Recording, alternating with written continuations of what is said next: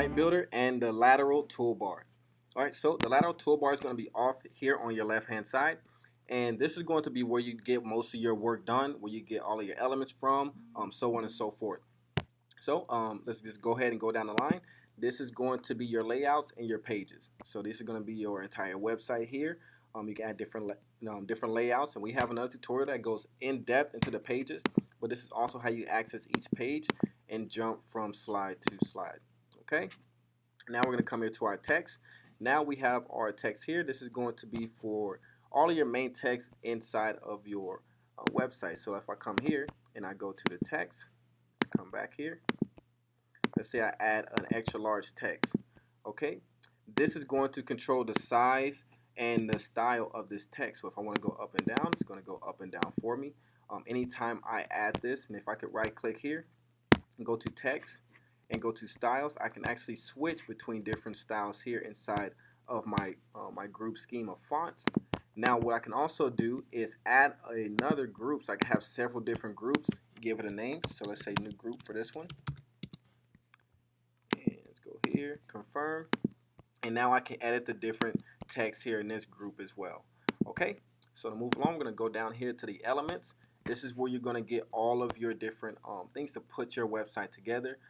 So we have our pop-ups here. You can configure pop-ups, text, banners, and then if you come into the banners and see, we have different styles for you. So parallax effect, video banners, and these are all interchangeable videos and backgrounds that you can use. All right, so we're going to come back here at the bottom, return. Same thing with the boxes. If you come into the boxes, we actually have more than boxes in this tab.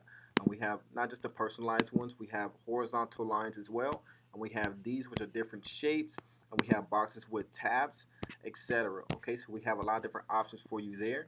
We can come back here. Images are the same way. We have different galleries for you to choose from. You can go ahead and look through all of these things. The menu, these are all configurable. Audio and video from YouTube and Vimeo. You can configure all of your social sites here. Facebook, Twitter, Instagram, Google+, pretty much all of the more popular ones. Or if you have other ones, you can create your own social bar here. Alright, so come back here.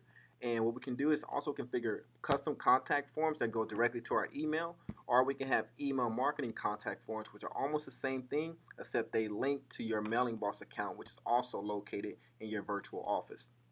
Now, if I want to add different apps here, I can come here and I have PayPal buttons, HTML if you want to add special code inside. We can work with anchors as well, timers, custom reviews, and Shopify tokens too. Now, I also want to show you that we have a new checkout feature. Okay, this is something that we're going to go in greater detail in another tutorial, but it's also down here as well. This is where you configure your, this is a beta app, to put that there, but this is where you configure your offers, your payments, your sales, like it says, and then you also configure your different items that you put out as well. Okay, now if we jump back up here to our SEO and our settings, this is where you're going to configure your app language. So I'm going to come here, I'm going to go to US.